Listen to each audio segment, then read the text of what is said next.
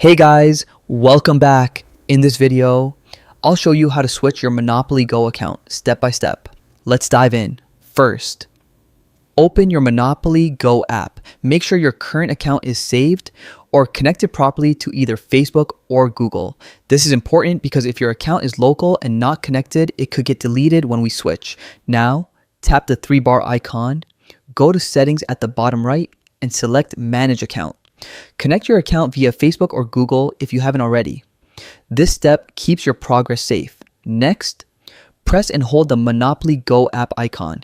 Tap the eye icon, then select Force Stop and hit OK. After that, tap Clear Data, then clear all data and confirm by clicking OK. Just remember, this deletes local files, so that connection step earlier really matters. Once that's done, open Monopoly. Go again, you'll see the first time setup screen.